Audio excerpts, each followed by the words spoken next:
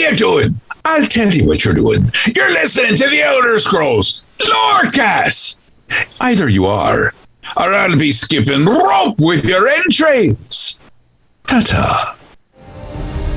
This is the Elder Scrolls Lorecast, your source for lore and so much more. Adventurers, welcome back to the Elder Scrolls Lorecast. I'm Tom, this is Lotus. You guys know how all of this goes. You're here all the time, just like we are, except for last week, because Lotus and I were not feeling so good, so we decided to take the week off instead of, sneezing and coughing into our microphones for an entire a little bit hour. of the plague of Periite.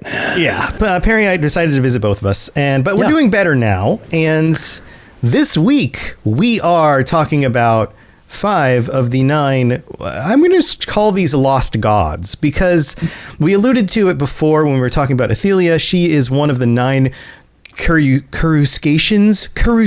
It's a weird word.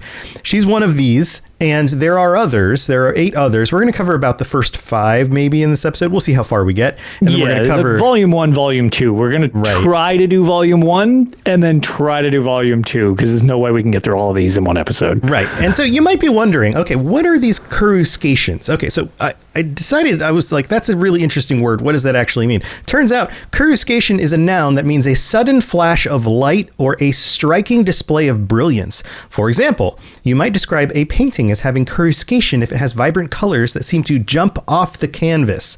Now, this is all related to Magnus. Magnus, if you remember, is one of the deities from the beginning of time who decided to help with the creation of the world and then totally noped out. I was going to say, and then totally pieced out right through the sky. Right through the sky to Aetherius, left a hole in the sky, and then his followers / children, maybe they're both, maybe they're one or the other, who really knows, decided to leave also. They left the little stars in the sky. So it makes sense that you have this source of light, and these 9 specific coruscations are other points of light that were involved with something having to do with the creation of everything. And we're going to get into exactly who they are and what they might actually have to do with anything, because they're very different in specific regards from Aedra or Daedra. They're kind of their own thing. And this isn't a unique thing to Elder Scrolls. There are other deities and powerful beings that are somehow other things. But these have kind of a specific place, but they're super cryptic. And so we're going to try to figure out and reveal to you everything we can about who they are and what this actually means. Does that sound like a plan, Lotus? Is that a good summary? Yeah, this is definitely going to be one of the weirder episodes. So yeah, and that's saying a lot for us. Yeah, well, every now and then we tackle a subject that is, it's in the series, but it's never really that prominent in the series. And this is really a perfect example of that. Yeah. Some of them do come up in certain places in the series, and so they get referenced. Sure. So they are foundational. They've been around. It's not like this is something they made up for ESO in order to explain, like, Athelia or something like that. No, these have been around. Yeah, exactly. Like, Athelia only took place in ESO as of the moment. This was not like something that is just like, because I know some people aren't, don't really ascribe to being interested in ESO. That's fine. But this is one that it's not just relegated to the most recent game. Right. And even Athelia already existed as the last of these Coruscations who didn't have a name and was only known as the White Star. It just wasn't elaborated on. Right. Exactly. So she was the White Star. Go back, listen to that episode. Check that out if you're interested. But each of these are kind of a colored star. And let's start. They all have these weird hyphenated names, like Nemo Li is the first one on the list. MNEMO-LI. And this is the one of these first 5 that we have the most details on. And so there's this fairly large article in the UESP that kind of goes into who they might be. I don't know if I can't even say she. Some of them are referred to as princesses, like this one is she. But these cosmic beings tend to be whatever, pretty fluid in general, as they're all Daedric princes when we refer to them. And then it's like, right. One of them's a potato crab, and Sometimes they're male, sometimes they're female. It's all whatever. Who even knows? So, yeah. All right. So let's get into it, because what I want to do with each of these is read the passage that comes from the 9 Coruscations by the Star Queen Veralius. And this is a list of the Star Orphans. This is another name they go by. And at the beginning of this, it says, "Let it be known that these sacred sisters followed the parabolas that led away from Magnus, and in doing so chose to let their light continue to shine upon us." So it's as if Magnus decides to leave creation and they trail off and remain somehow. And they're also described as children, as daughters of Magnus. And so they, in some ways, you can conceive of these as aspects of Magnus that remained, even though Magnus continued on. You can think of them kind of like that.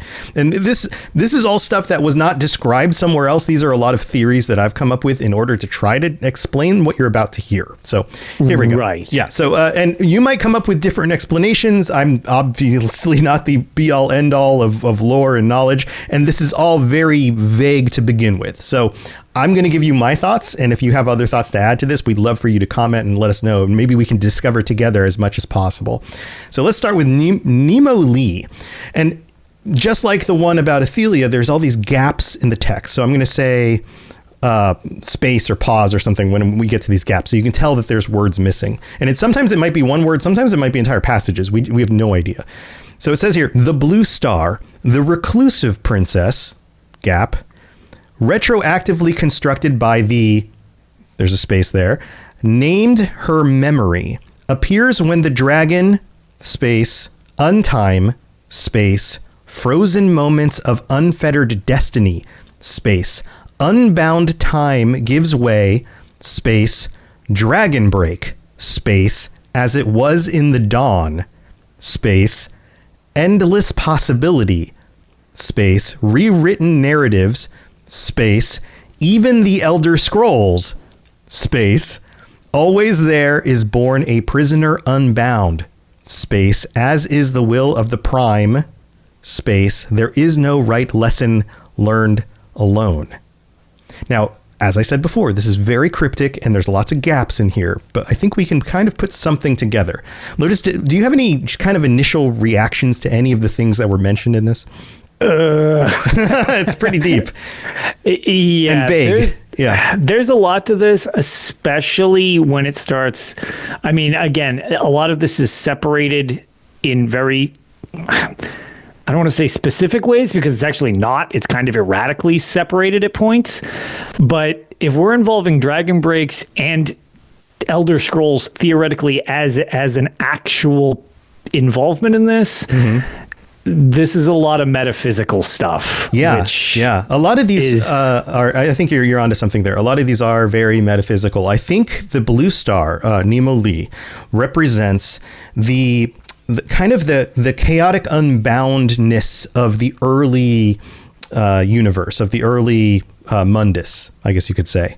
Right. And she kind of represents the potential of possibility for anything to happen. It talks about how dragon break as it was in the dawn, before the dawn era, in the very dawn of everything. The dragon breaks are very similar to the way it was early on, where things were not constrained by time and order. Anything could happen. Everything could happen at the same time. There was a certain chaoticness that led to a certain potential. It mentions here the prisoner unbound. The prisoner is the one who can define and change the future, right? And so an unbound prisoner leads to chaotic potential. Anything could happen. There is no right lesson learned alone. By itself, nothing happens. But when other creatures and other beings come into existence, all of a sudden things can occur and things move in a specific direction. It even mentions even the Elder Scrolls. We know that when you get your hands on an Elder Scroll, it kind of drives you insane because you can see the way the world kind of works fundamentally underneath it all, right? Like there's this... Right, and even them as like physical things aren't even always where they appear to be. Like, right. Again, there's reference to when they're in the in various times when they're trying to count them, they're uncountable because they'll go back and there'll be a different amount of them. Right.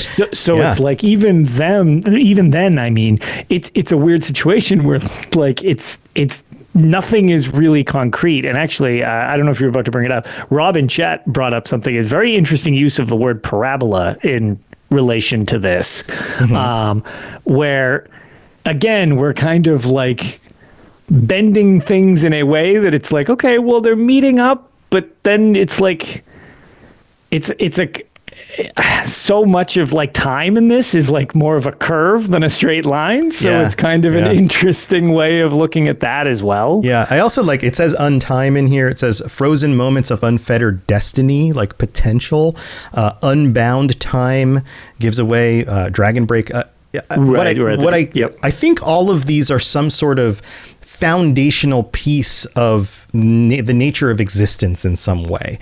And so she represents all the stuff that I just mentioned, but there's that connection to like Akatosh, this idea that like she is what came before Akatosh bound time into a specific order and direction, but she also reemerges during things like dragon breaks. She's underlying all of it and is part of the foundation of even allowing Akatosh to do what Akatosh is going to do.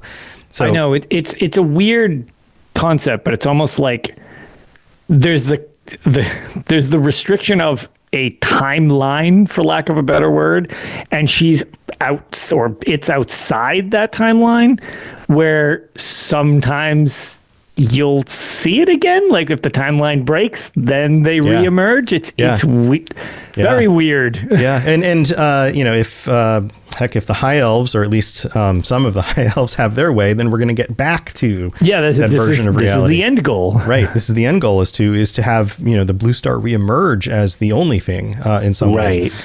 So there are individuals in the series that do reference Nimu Lee in some way. So, for example, Sashar, who is a Sentrot Khajiit in Whispering Claw and a monk, was a scholar who researched Nemoli, which is a different name for Nemo Lee. It's all just kind of squished together. You got to keep into mind always. One thing I love the series does is the regional dialects for things and regional names. So it's like sometimes we'll say something and it'll be very similar. The Khajiit kind of name, right?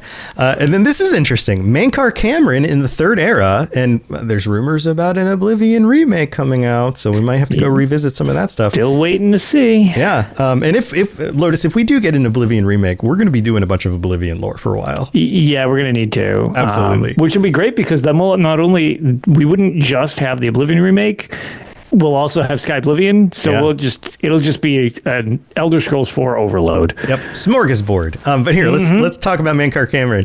Mankar Cameron of the Third Era mentioned Nemo Lee in his commentaries on the Mysterium Xarxes, where she is said to, quote, run blue through noise and shine only when the earth trembles with the eruption of the newly mantled. Interesting. The mantling of another god, that chaotic potential that then coalesces into them being a god and taking over that role. Becoming the new Daedric Prince or god. I mean, I assume you can probably mantle a lot of things in the series. I mean, they only really reference Daedric princes, but I mean, it would seem plausible you could do it otherwise, maybe. Yeah, maybe. He claimed that in order to ward against them one should invoke, go Gartok al-Nem, God is come, Numi Mora, Num Delay Nem. According to him, Numali, together with other Magna Gi as a whole, were responsible for creation of Mehrunes Dagon in the bowels of Lig. So they had some... Clearly, they're behind the creation of everything, but if you think of them as being these primordial aspects of creation, then it makes sense that they would also be behind creating the Daedric Prince that might also destroy creation and return it to its primordial state. Right, because again, we've made reference to this before, that part of creation usually is a form of destruction as well, because then it can recreate. So Dagon's more complex than just Dagon Smash, even though that's kind of like what most people will see. Yes. So yeah. Yeah, sometimes he was created for a reason, is not just to smash. I mean, it's to smash, but to smash really good. Right. Really good. Right. Really pulverize it so that we can start over and grow something new. Right. All right, so let's move on to the second one. The second one is called Shiza Rana, and the second through the fifth one we get less details on, so there's going to be more speculation here. Yeah, we started with the most detailed of Volume 1 for sure. There you go. So hold on. The cyan star, the space of water. Now notice the first one was the reclusive prince. This is the first one to get some sort of like elemental aspect. Water. The rest of them also have elemental aspects. The space of water, the sprightly lyre. She brings a period of rest after the break, a calming moment between storms, said to promote relaxation.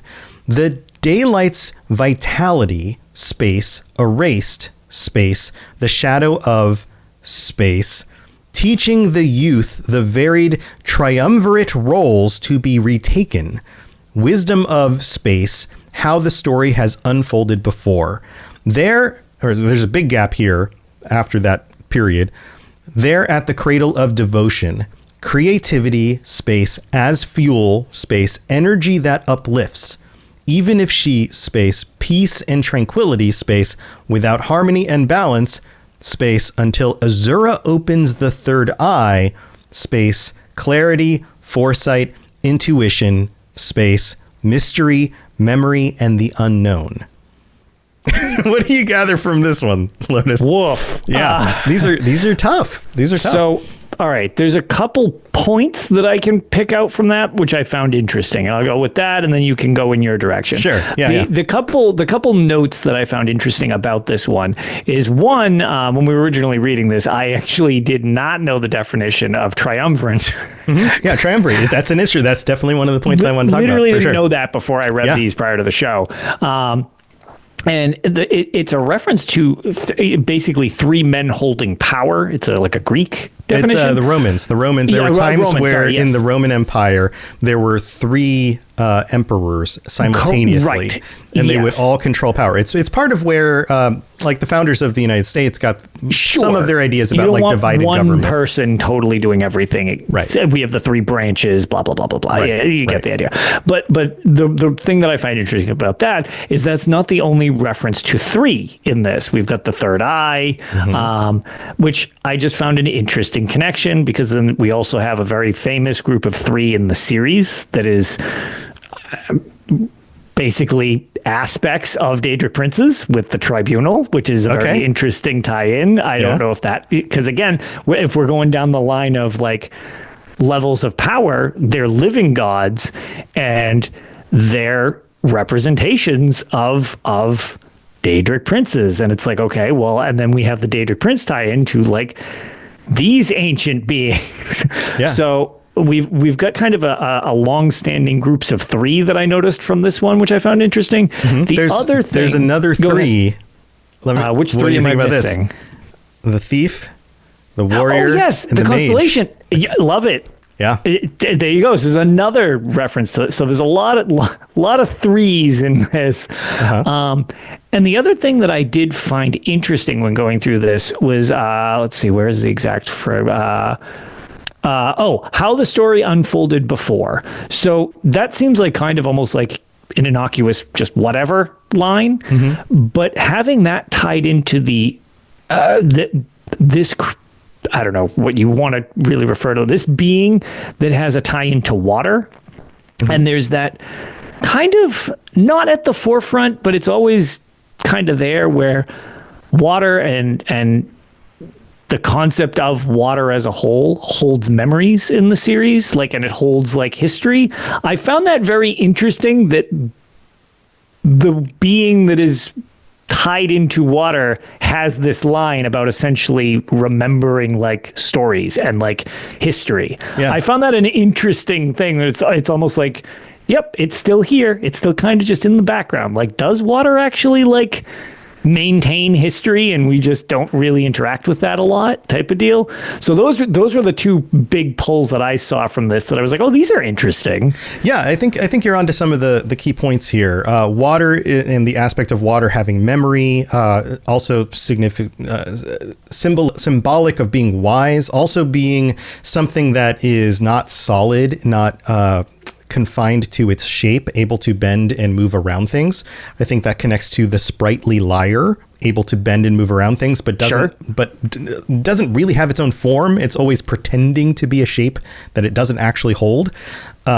But then, well, the same way, it's like that whole idea is it's very not, there's not really any definites when it's, such an amorphous thing. And the series is notorious for not committing to things. That's true. That's true. It's very, very interpretation based. So right. A lie to one group could be the truth to somebody else. That's true. That's true. I think that there's also a reason why this comes after the Blue Star, Nemo Lee. If Nemo Lee represents the chaotic potential of things and what happens or what reemerges during a dragon break, yep, then the Sheza Rana represents the ability to bend around whatever happens during that moment and begin to solidify into future potential.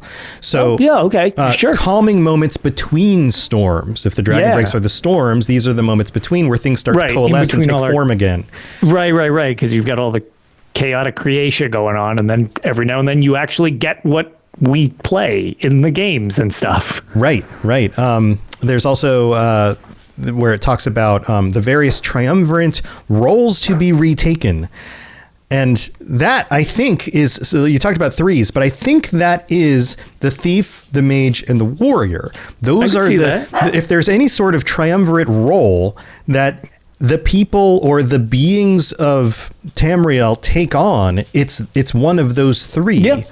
And That's one true. of those three, the prisoner always takes the form of one of these triumvirate roles in order to then define the movement of reality into some new direction. And the water is what allows reality to kind of bend into that course. I like that. And see, and it's funny, I didn't consider the constellations as my group of three. Where I went was to the tribunal, mm-hmm. and we were looking at taking the form and stuff like that. My first thought was to them taking the form of like their aspect prior to them. Like, oh, well, who do you go after? And it's like, which Daedric prince do you represent? So it's interesting. I hadn't considered the kind of like constellation approach to then how it relates to the character. And I mean, everybody's kind of related to that. That's how your tech trees are in the game and stuff like that. That's how a lot of your skills are determined and stuff like along those lines. It's interesting. I like that. I like that idea. Yeah. And there's also another aspect here where it talks about being in the shadow of like a light, until Azura opens the third eye, clarity, foresight, intuition. Azura's third eye is connected somehow to the sun, and there's this weird thing about like the god of the sun, which is weird because Magnus should be the whole in like that creates the Therius. Like, how is that they're a god of the sun? But there's something about Azura and the third eye and the sun shining light on top of this, and it's almost like as long as it's not too illuminated, as long as Sheza Rana isn't too illuminated, she can imbue the future of reality to kind of bend and deal with whatever chaotic things influence its course. But when that is revealed, she's a shadow. She disappears. It's like it becomes solidified or something. It's also interesting just because, again, it's Azura they picked, and Azura's realm is Moonshadow, mm-hmm. which you're dealing with the dawn and the dusk, and like besides the few actual descriptions of seeing it where it's like, oh, it's so beautiful, I'm blind type of thing, which is a little it is just interesting since her realm kind of has to do with what you can see and what's in shadow. It's an interesting aspect because you can't have that without a form of light, i.e. the sun in this situation. So right. The two kind of go together. So there's something else going on there. Daylight's vitality, peace and tranquility. harmony and balance. There's creativity, fuel. Like there are these key words that kind of have something to do with empowering Tamriel to kind of work in the way it does. There's something about that. And water is necessary for life, if you can also think of it from that side. Yeah, that's true. You're not getting very far if you can't have water. Right. All right, so let's move on to the third one.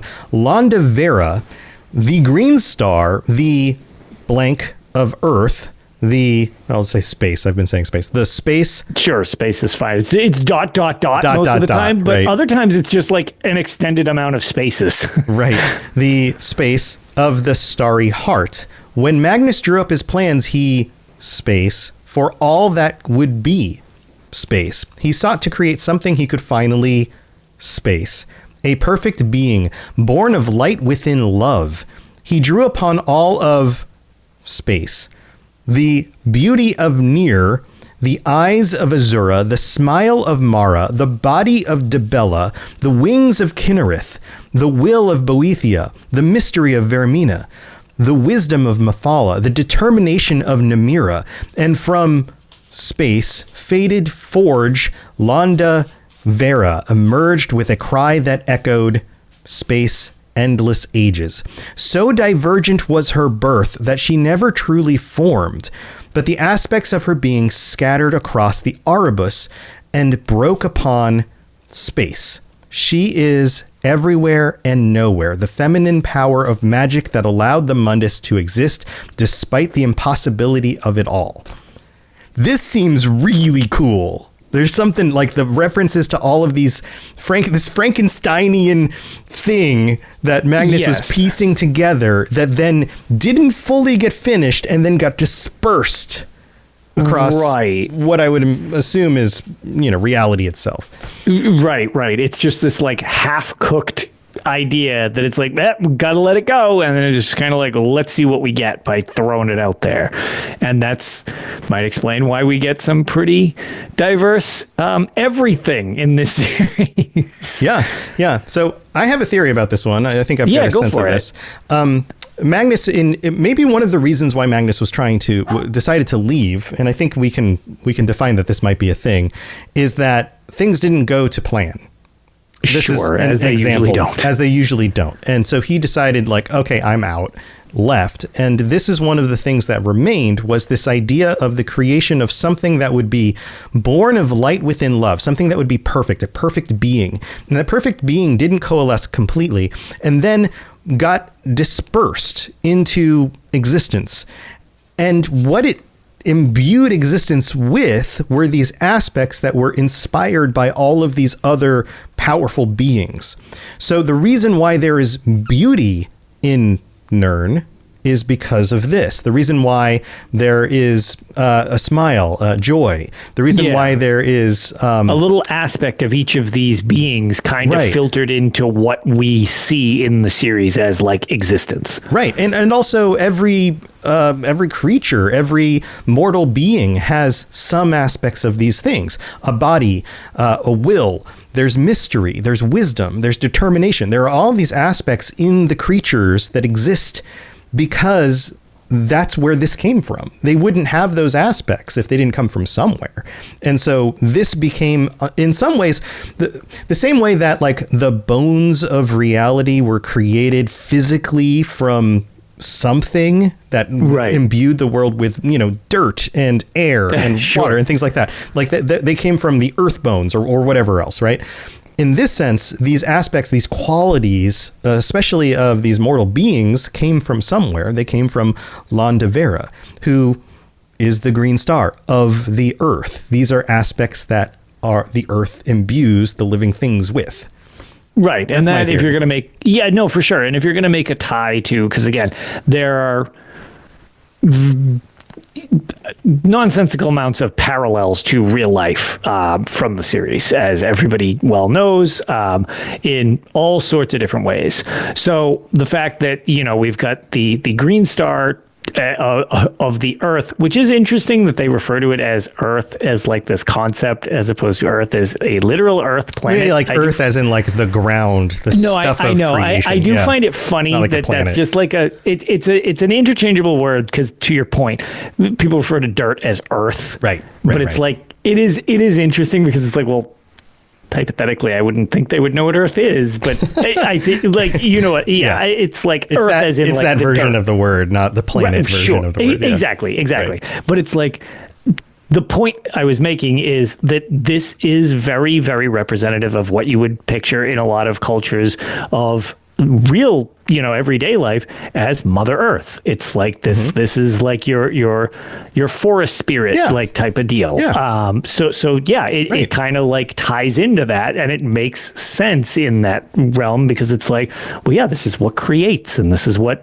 the foundation allows of life life to grow. Right. The foundation of life, light within love, like that spirit that creates life, and life has these qualities.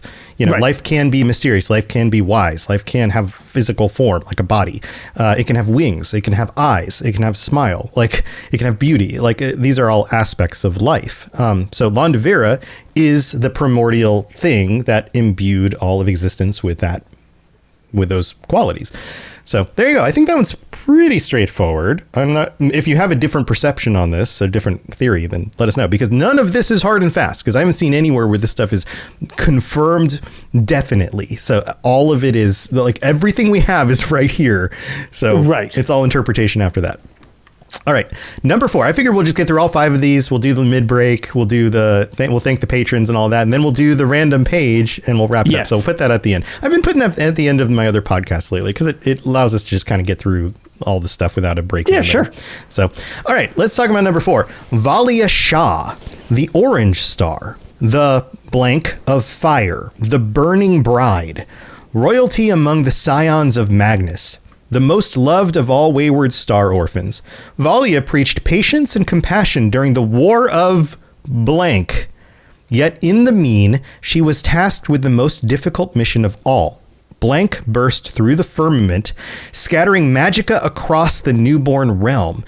So she traveled far to find each of them in turn, and she offered them a place among her kingdoms. Blank. To each who would say yes, she offered a piece of herself, until so many accepted that she herself began to fade away. If that light ever returned, there's a blank there, blank, if that light ever returned, blank, but so too, none can doubt the number of lights in the starry sky.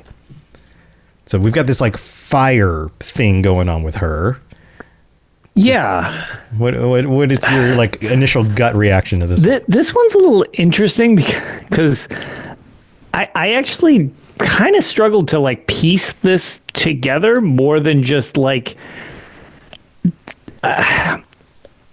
it's like again this almost just seems like, and it mentions it at the beginning, but it just kind of seems like this is the way that magicka was brought to the world, and like, okay, this is essentially Magnus piecing out, and here's some whoops that got left behind type of thing. Right. I mean, they're all like, basically the whoops that got left behind in some way. Right. And it's like this one almost specifically is just the like, well, my whoops, I guess I should spread it around so that everybody gets a little, like, well, the nature can of have their fire, fair share. The nature of fire is that it spreads. Right? That's true. Fire spreads. Fire itself spreads. Yeah. Sure. If you go to the end of it, it says, none can doubt the number of lights in the starry sky. If the holes in the sky are places where the magicka comes through, they're holes to Aetherius, then maybe Valia Shah burned those holes into the sky to allow more magicka to come through. We also know that the amount of magicka in the world has been dispersed and is lesser than it previously was. That the world has declined, is less magical than it was at one time, and that's because the magicka has been divided up across all of these beings who can try to utilize that power for themselves. It's kind of this fundamental energy underneath existence that gets spread around. It's the reason why, sorcerers can exist and cast magic spells and people can study magic, but it's also kind of this burning power underneath everything. That's my interpretation. Yeah, no, I can see that for sure. Yeah, so I think this was pretty clear, is that, Valia Shah is that magicka that got spread around everywhere. Yeah. But it's the beginning part is probably the most obscure. royalty among the scions of Magnus. So that would mean that she is very close, very powerful, and very close to Magnus, being like one of the most royal of the scions. And we know Magnus is Magica, right? So that makes sense that Valia Shah would be tied most closely to Magica. The most loved of all Wayward Star orphans. Magica is very important in this universe. For sure. Valia preached patience and compassion during the War of... I'm thinking that's the war that was very, very early on, the one that got Lorcan killed. Sure. I think that's like that has to do with conflict, like somewhere early on, whether it's the death of Lorcan or it's the even earlier in existence. I'm not sure, but I'd have to think about that for a while. Yeah, I could see that. I don't necessarily know that it's intent. I could see that as a potential. Let me put it that way. Yeah, I think there might be something there. I'm not sure that it makes sense to do a war that was later or among mortals. I think this is a war among cosmic beings. And then it goes into, she decided to scatter, burst through the firmament, scattering Magica across the newborn realm very early on. That war would have had to be before the realm was born. So then you have the rest of it. So I think that ties pretty closely to how Magica got all over the place and how anybody can utilize it and how it's kind of underlying existence in some very foundational way, but it's not as powerful as it once was. Right. Yeah, so. No, I can see that. And being close to Magnus as kind of reference it, like you mentioned at the beginning, maybe that's why this one was kind of trusted to distribute it, because it was done correctly. Like, you know what I mean? It's like, oh, well, it doesn't necessarily need to be equal, but like, okay, distribute it in a way that makes sense to the world and the creation. Right. And then this idea that like she herself began to fade away, like she was like imbuing things. We talk about the Aedra having imbued reality with themselves. Right. I was going to say giving of yourself to the point where it's like, okay, well, assuming there is a finite amount of thing, the more you give of the thing, the less of the thing there is. Yeah, and Magnus would have originally been classified as an Aedra before he noped out. So these being the daughters of Magnus, aspects of Magnus that have poured themselves into reality, makes sense, right? Right. All right, so number 5, Unala C, or S-E. So UNALA-SE, Unala C, I think. The Yellow Star, the blank of air, scion of space, of gap, not space itself, but like of space. Yeah, I know that's an space unyielding sounded like maybe it was a thing, right? Yeah. Scion of gap unyielding, to brace her sisters along the firmament and teach them to be immovable, blank. The unstars came, and still she taught them to be undevourable. Unala C taught all the orphans the ways of the word, the blade, and the sign. Space.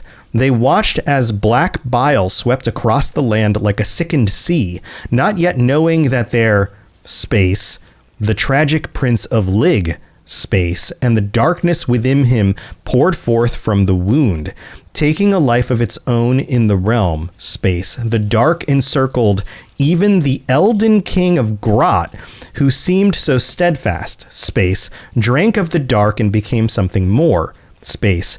After her fall, a black tree of poison and death, space, she showed us that which we were meant to see, space, watches still, hoping we will remember love. This one feels very different from the others to me.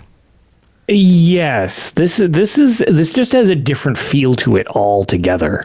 So I would kind of agree with you on that one. Yeah. Weather Dragon in chat says Black Bile is definitely the void pouring from Lorcan. I think it has something to do with the void. I think that. Yep. I would very much agree with that. 100%. Tragic Prince of Lig. That's like the bowels of Lig being connected to this like dark void-like place.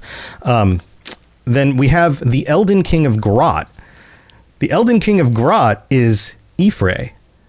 Ephrae is connected to the Bosmer. The Bosmer are connected to the ooze. I was about to say, you're pulling an ooze connection where it's like you go back to that primordial ooze creation. Right, right. So I think that there's this connection here between the existence that was being created and this ooze version, what's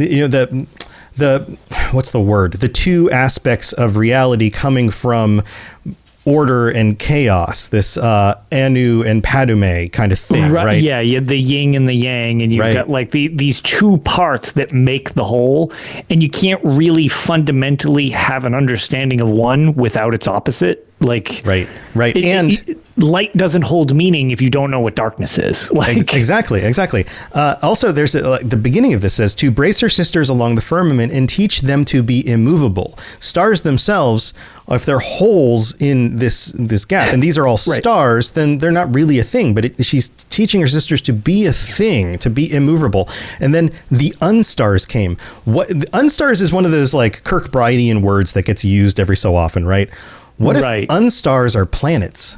Right. Yeah, I know. Right. Yeah. And unstars wouldn't be like stationary the same way. Right. So like the Aedra became planets. There's still lights in the sky, but they are made of something that retains its form and is unchanging, is solid.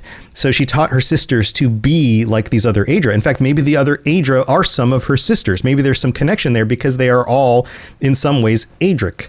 So the idea that you could create this form out of nothing comes from Unala Se, but then you have the darkness that poured forth and potentially corrupted the creation, the solidness of these planets, of these places, and then you have that combination, and then the spill out of that into Nirn and the poisoning of trees and death and the fact that death exists and all of these things. So you have this kind of corrupted existence. It's not exactly what it was originally planned to be. It has a dark side.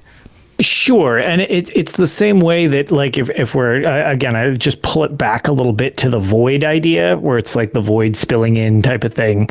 I find an interesting idea on that note because it's one of these things where if you want to look at like a in-game thing you participate in that tends to be a nefarious group. You have, the Dark Brotherhood sending people back to the void type of thing. And it's a very, very tangible thing that you even play in game. I like that it's just like, that's considered more of like a nefarious dealing, but it's like, it's all part of the cycle that happens. Right. And they just are sort of a perpetuator of said cycle. Right.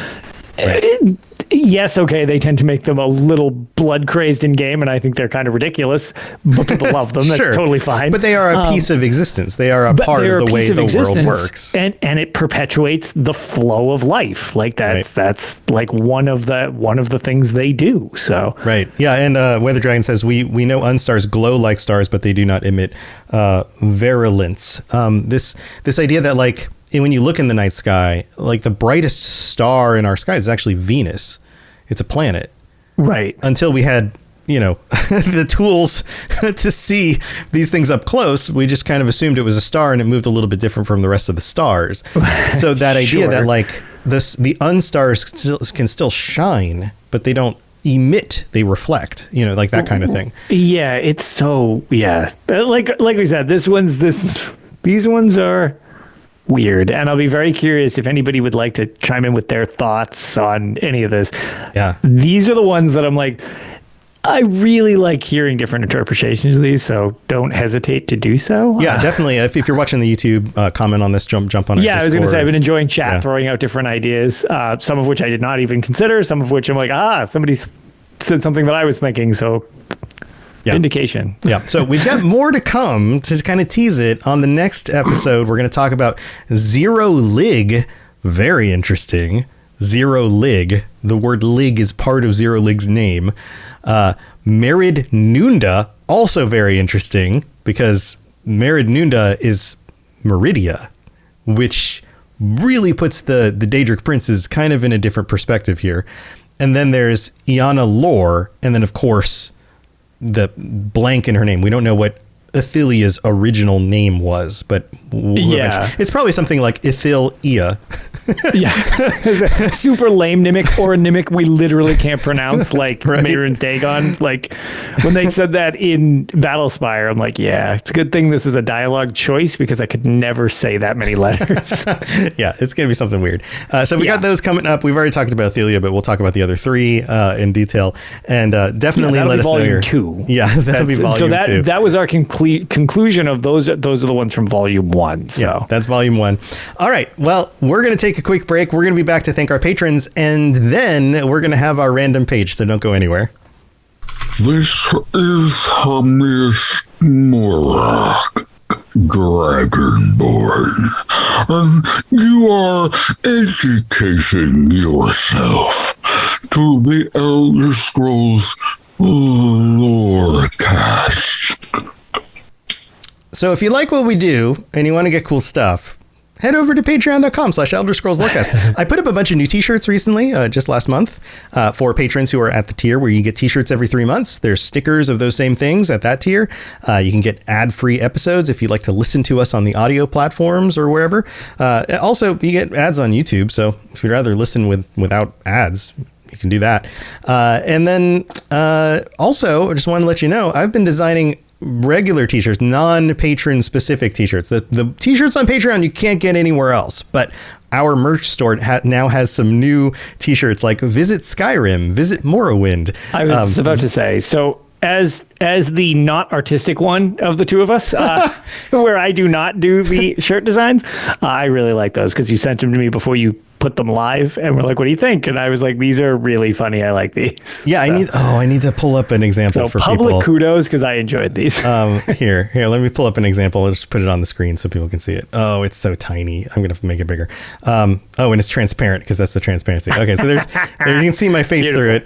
There's Visit Skyrim. So I just grabbed the thing right away.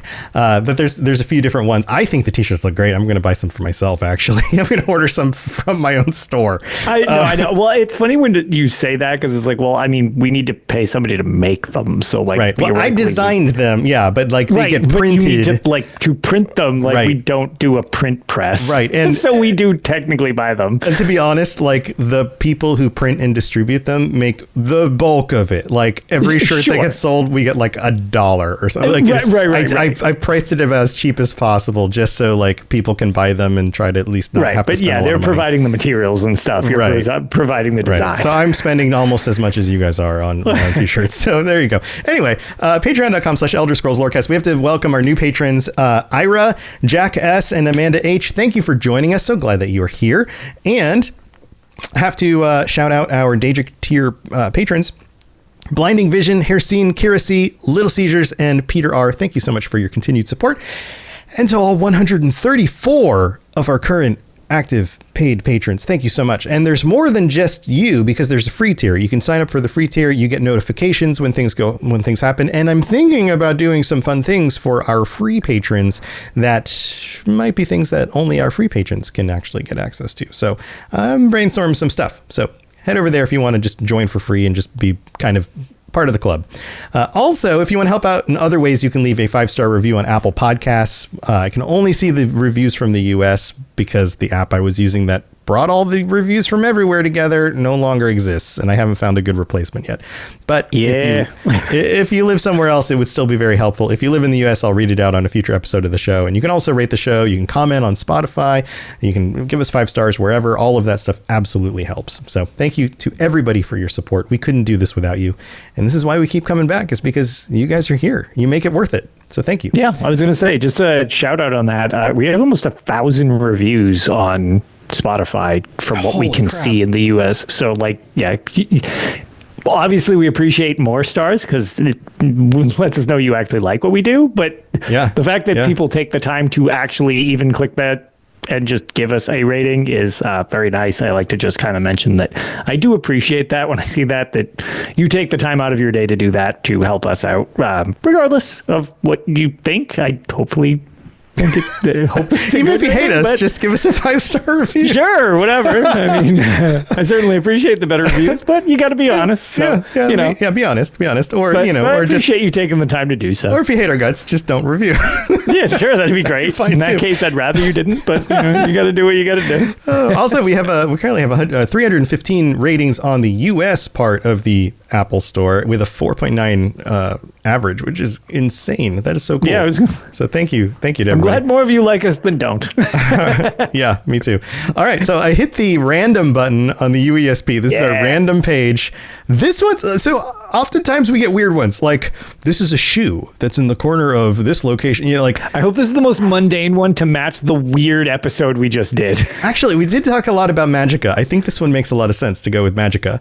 So this is from Elder Scrolls Online. People, Naramo. Oh. I feel like we could do an entire episode on Naramo. Right? So if you don't know, character episode. Yeah, if you don't know, I'm not going to read the entire thing because there's a lot of stuff. There's a lot of quests. This is literally enough to have an episode. So absolutely. So this is just the synopsis at the top. Naramo is a high elf who is initially found outside a Dwemer ruin called Bzark on Well, you can't pronounce Bzark on Strasmakai. After you help him, he will join Captain Kaleem's crew and participate in several quests in the Daggerfall Covenant questline. He can then later be found on his own personal adventures in various regions in the DLC. He owns a pet dwarven automaton named Clanker. So you fix his Clanker up, and then there's a whole quest line with that stuff. He shows up later. He's got this really fun personality. He's one of those fun recurring characters in ESO. Yeah, no, he's a good recurring character. Yeah, so there you go, Naramo. Maybe we should do an entire episode in the future on like just some of these fun recurring characters. I know we haven't done a character dive in a while. Right, we've done some of those and some of the companion ones, but we haven't done just like some of these other, I don't know, so like some of the fun little side characters that just kind of pop up here and there. Like maybe a collection of those in one episode would be fun.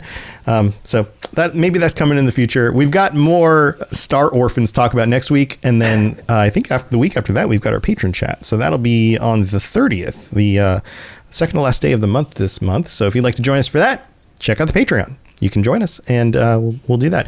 So there you go. Lotus, any last thoughts? Any last words?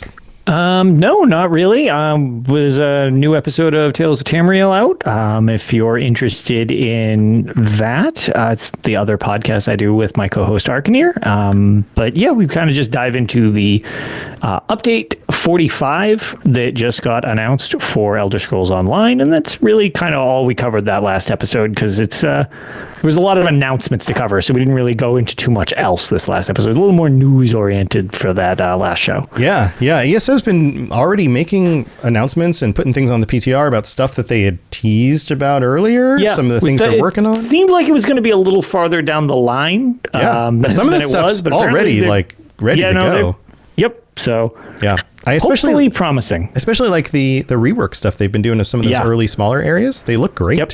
Really good. I was a little hesitant because I didn't want them to overhaul and kind of kill some of my nostalgia of some of the older zones. But when the side by side, they just do a great job of or at least the ones they've showed, really just match the quality of the newer zones.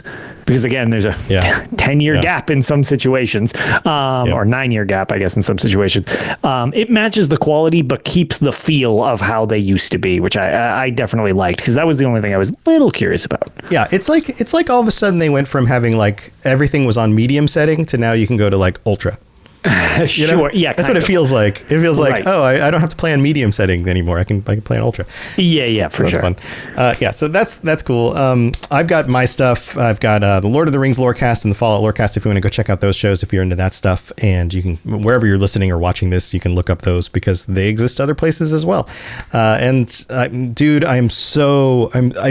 fingers crossed. This time next week we have an announcement about Oblivion remake because I so want to dive back into a nicer, newer refresh of that game. Well, I heard that, there's from the leaks and stuff like that, it's like Unreal 5. I'll be very curious to see it compared to obviously the stunning Sky Oblivion project that I'm very curious to see as well. Kind of ironic they would both pop up in the same year. Yeah, it is kind of funny, but a little weird. I think a lot of people, in some ways, it's kind of like, how there's on major city roads, you have a Starbucks on both sides of the road. Sure. A Starbucks on both sides of the road. I think it's kind of like that. You're going to play one of them and then you're going to go, oh, I want to try this other one out. And so it's almost like there's the promotion of each is going to help the other, maybe? Well, I would think so. And also you'll have the console market, I assume you would get on Right, that's true. The official launch, which wouldn't be feasible from the Sky Oblivion project. Yeah, that would be very difficult to make that happen. Yeah, I'm not sure that would work, but that's true. So yeah, it's I don't know. I'm definitely curious. One of the things it's being reported more and more. So I mean, there was the official Microsoft leak way back during all that buyout stuff that we saw. I do just find it a little interesting. Not to discredit the fact that I think this might actually be a real thing. I've noticed a lot of the articles that I'm seeing that are talking about like new data or new information uncovered, blah, blah, blah. They're all just citing the same basic articles like incestuously on themselves, and I'm like, well, you're all just, these is like 3 articles. It's like a loop at this point. Yes. And I'm like, this is not, you're all just citing each other saying that you got this new information after talking to so-and-so. All you did was cite them. Like, it's the same 3 things being cited over and over again. It's not new. Not that I don't think that it's possible and / likely, just that I do find that kind of funny the more articles I see on this. It's just the nature of the internet now. It's just how it all works. Everything's clickbait, and everybody all just jumps on the one thing that comes out and then says, hey, check this out. And it's like they didn't even do any research themselves. So Scream in chat says, is Sky Oblivion going to show up the remake, though? So I don't know. That's a good question. So that's kind of funny because I mean, I don't know, but one of the rumors, I feel like the passion project of Sky Oblivion might, I don't know. I feel like it's going to be a little jarring because I think that might get more love than an official remake, honestly. I think both are going to be better at different things. That's going to be my guess. For sure. Is that we're going to look at each of them, and some people are going to be like, no, I prefer this because of these reasons, or I prefer this because of these reasons. But also one of the things that was leaked about the remake is that it went from remaster to remake for a reason. That they improved a lot of stuff. And I know Sky Oblivion, combat things. Some of the locations, some of the dialogue options, some of the ways quests play out, the diversity of dungeons, maybe some of that stuff. And I know Sky Oblivion is making improvements as well. So I think it'll be really interesting if they both are good, but for different reasons. That's what I'm hoping. And so you can do one and you can be like, oh, I really enjoy this aspect of this one. And then you can do another and be like, oh, I really like this other thing that this one is doing. And then you could even compare and contrast the two. So it should be a lot of fun. You know, who knows? Maybe this time next year, we'll probably have covered a lot of this stuff, hopefully, if they both are a thing and they actually release. So we'll see. But thank you, everybody, for being here. We'll be back next week. And until then, I don't know, look up to the stars and realize that maybe that's where all the magic comes from, and your actual very existence is dependent on those stars. So don't stare at the sun. But don't stare at the sun. That's a bad idea. All right, everybody. We'll see you next time. See you later. Bye. Thanks for tuning in to the Elder Scrolls Lorecast. Check out robotsradio.net for more podcasts just like this, and join us on the Robots Radio Discord. Be part of a community of over 5,000 people who are excited about video games and so much more. Robots Radio. Games, lore, stories, community. Just press play.